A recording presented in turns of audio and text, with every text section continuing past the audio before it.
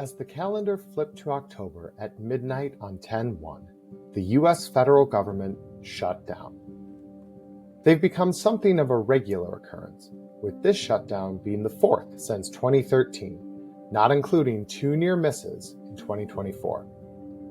And while the people feeling the brunt of the impact of this shutdown are the hundreds of thousands of federal employees either being furloughed or working without pay, there's no shortage of impacts to travel. Today, we're going under the wing and exploring one part of the travel experience that changes dramatically when the government shuts down: the national parks. Our goal is to give you the insights you need to see beyond the headlines and understand the underlying system of tax dollars, user fees, and private businesses that allows you to enjoy all our parks have to offer. Let's start with the numbers. During a shutdown, parks can use money they've already collected from entrance and user fees.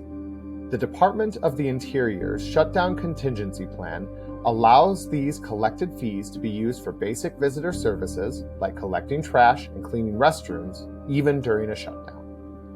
In fiscal year 2024, total park user fees added up to $342 million. On top of that, you have $155 million in donations and $125 million from concessionaire fees, which are not frozen during the government shutdown.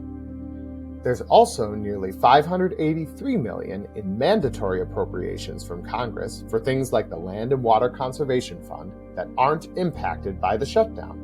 When you add that all up, it's over $1.2 billion that the National Park Service has access to without any further action from Congress. So, what's the problem with this shutdown? The issue is, as much money as $1.2 billion is, it's only a fraction of what the parks need to operate. The vast majority of that budget, $3.325 billion, about 72% of the total, comes from discretionary congressional appropriations, and that funding is now completely frozen. The picture gets even worse when you dig in. Even though some money from user fees, donations, and mandatory appropriations can be spent, most of the staff who would actually do the work are furloughed. According to the contingency plan, nearly 2/3 of all National Park Service employees have been sent home, and many of those private concessionaires that could be generating additional park revenue are forced to close down during a shutdown due to the lack of park support. So, what should you expect if you're one of the unlucky souls who had a fall national park adventure planned? Unfortunately, the answer is, it depends.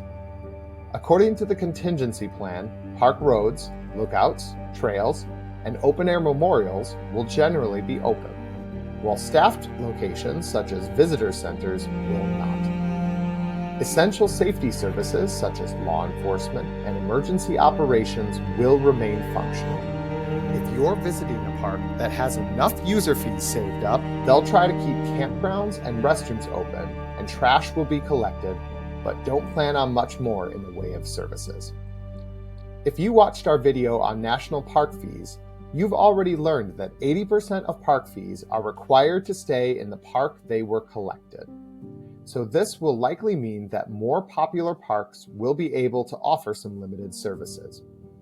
Parks that don't collect user fees do have access to that other 20%, but that limited pool of funding will likely run out soon, forcing either a full shutdown or further service cuts at less popular parks. And finally, parks that don't have accessible areas will simply shut down immediately with no services or park access. Regardless of if your park has funding from user fees or not, don't expect non-emergency phones to be answered or park social media or website updates. There will probably be a sign with a brief explanation of the limited services that will be available. Here's a sign that my family was unlucky enough to have seen not just once, but twice when we tried to visit Mammoth Cave National Park in Kentucky. It was under a plan just like the one we're seeing now. The main visitor center was closed, all cave tours were canceled, and only a few trails were open. It was technically accessible, but the magic was gone. Fortunately, we got lucky the third time we tried to visit, but know that I feel your pain. So now that you know why the parks are so affected by the shutdown and have an idea of what to expect, what are the longer-term impacts of these shutdowns? There are many. Maintenance and repair work gets deferred. Scientific research on the animals, plants, and human history in the parks goes undone. But since this is a business and travel channel, I want to highlight two areas: communities near the parks and potential long-term damage the parks appeal. According to an estimate from the National Parks Conservation Association, it's estimated that gateway communities near the parks could lose as much as $80 million in visitor spending every day a shutdown continues. And with winter coming, many of these communities are seeing the window of their visitor seasons slammed shut early, leaving their prospects uncertain. This is compounded by the fact that MPS staff who spend their paychecks in these communities will undoubtedly be saving every penny they can, not knowing when their next paycheck will arrive. This economic damage is far from theoretical. During the 16-day shutdown in 2013, the National Park Service estimated there was a $500 million loss in visitor spending nationwide. The damage can be so great that sometimes states will even step in and fund the parks themselves. During the lead-up to a fortunately averted shutdown in 2023, Utah and Colorado drew up plans to keep their national parks open to avoid irreversible damage to their communities. But the economic impact goes beyond just MPS staff and communities near the parks. Consider for a moment the weakening state of the U.S. tourism industry. A paper by Tourism Economics showed through July 2025, international arrivals to the U.S. were down 1.6% year over year.